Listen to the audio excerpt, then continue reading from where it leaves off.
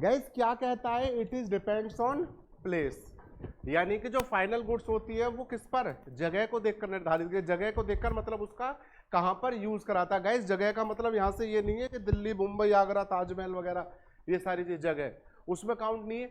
यहां पर एक एग्जांपल ये रहता है, कहता है कि when no further processing is required, एक जगह जहां यूज कर दिया उसके बाद उसकी कोई भी जरूरत आगे नहीं है। जैसे वो एग्जांपल आप लोगों को दिया था ना, किसका, मैंने शुगर वाला एग्जांपल दिया था कि घर में अगर किसी तरीके की चाय बन रही है और चीनी का उसमें यूज हो रहा है तो वही क्या यहां पर काउंट किया जाएगा, फिनिश गुड्स के तौर पर, यानी कि फाइनल गुड्स रहेगी जो तैयार किया जाएगा।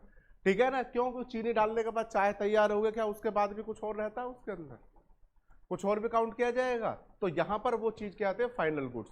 दूसरा देखिएगा, मान लीजिए कोई ये कंपनी है, उस कंपनी के अंदर क्या पड़ी हुई है, लकड़ी पड़ी हुई है, ठीक है ना, कोई वुड पड़ी हुई है, लेकिन उस पर्सन का काम क्या है, वुड का ही काम है।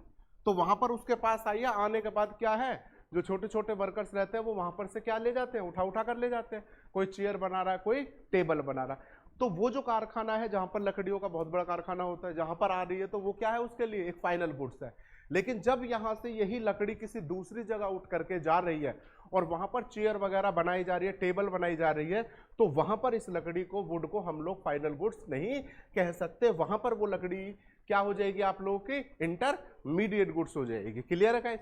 तो इंटरमीडिएट गुड्स का मतलब क्या है यहां पर, कि which are used in the production of final goods, कि जो फाइनल गुड्स के प्रोडक्शन में क्या करी जाती है, यूज करी जाती है।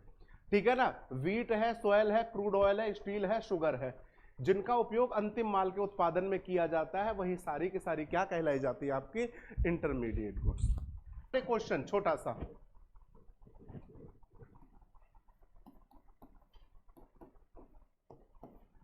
इंटरमीडिएट गुड्स आपकी नेशनल इनकम में काउंट होती है कि नहीं होती?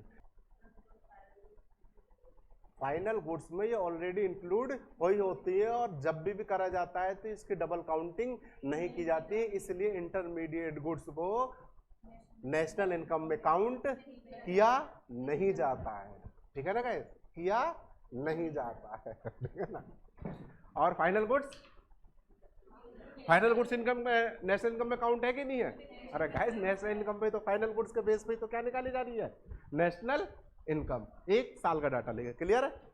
ये स्पेशल नोट डाल के लिख लेना गाइस नीचे कि इंटरमीडिएट गुड्स को नेशनल इनकम में काउंट नहीं किया जाता। क्यों? क्योंकि अगर काउंट किया जाएगा तो हमारी डबल कैलकुलेशन हो जाएगी, और डबल काउंटिंग ना हो जाए इस वजह से इनको हम क्या करते हैं, अलग रखते हैं।